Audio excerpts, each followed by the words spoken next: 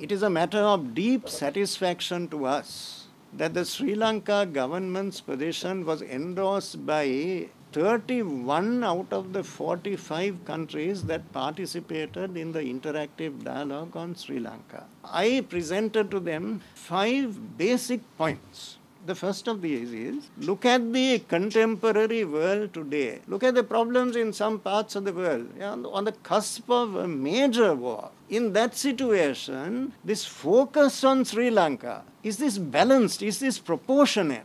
Then why is this happening? Is there any rational justification for this focus on Sri Lanka, a country that is living in peace, no problem to anybody? This relentless pursuit of Sri Lanka in the midst of a myriad of problems of extraordinary complexity, can this be in any manner whatsoever explained, much less justified?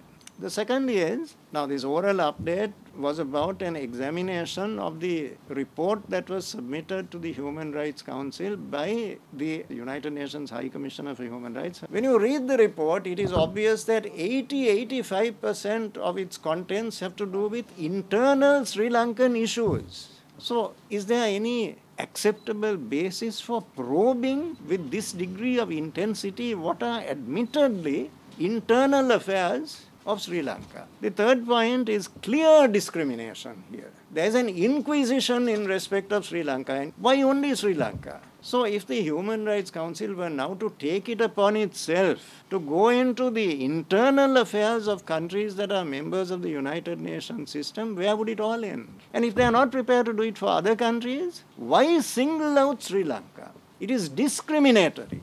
The colossal amounts of money that are being spent on this exercise. Evidence gathering, evidence collecting, evidence analyzing. We are not told where this evidence is coming from. Lurking in the shadows under the cloak of anonymity, highly biased allegations are made against Sri Lanka, and those are elevated to the level of gospel truth.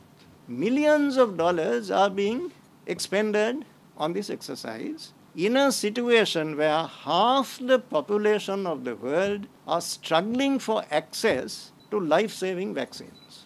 The reality is dawning on the international community that this has been going on since 2012 and it has yielded no positive results whatsoever. Just as much as it is polarizing the international community, is also causing serious divisions within the public of Sri Lanka. In the name of reconciliation, what we want to do is to unite people, not to rub salt in old wounds. In the meantime, Foreign Minister Professor G.L. Piris gave an update on the Sri Lankans living in war-affected Ukraine, as well as in Belarus. In Ukraine, there were a total of 81 Sri Lankans. Of the 81, 15 are students. All the students have left Ukraine. Out of the remaining 66, 39 have left Ukraine. They have gone to other countries like Poland, Romania, and Moldova, and a substantial number of people have gone into Germany. As of today, there are 27 Sri Lankans remaining in the Ukraine. They have to take decisions as a family, and they have indicated to us that as of now, they do not wish to leave Ukraine. In Belarus, the number of Sri Lankans is much larger, 1,561, many of whom are university students. Now, the universities in the Ukraine have indicated that they are prepared to give our students, where necessary, 1 month leave. They don't have to pay university fees during that period.